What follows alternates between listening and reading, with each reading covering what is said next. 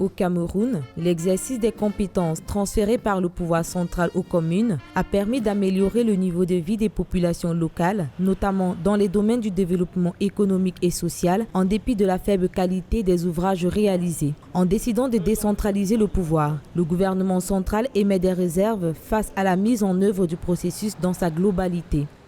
Le transfert de compétences à une collectivité territoriale s'accompagne du transfert par l'État à celle-ci des ressources et moyens nécessaires à l'exercice effectif de la compétence transférée.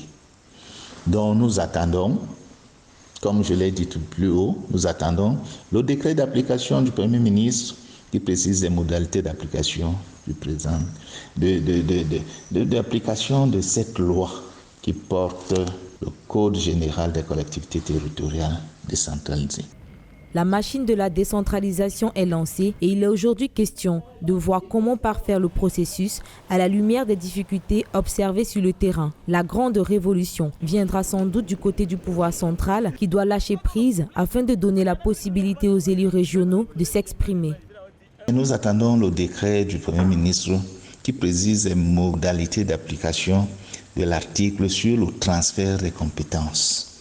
C'est ça qui constitue même un obstacle à ce jour.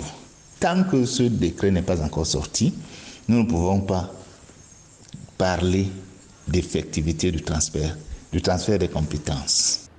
Le 6 décembre 2020 sera donc un moment particulier que va vivre la scène politique camerounaise dans le cadre de la tenue des premières élections régionales. Après plus de 20 ans d'attente, une dizaine de partis politiques vont aller à la conquête du collège électoral, alors que les représentants du commandement traditionnel vont briguer les 200 sièges qui leur sont attribués dans les 10 conseils régionaux.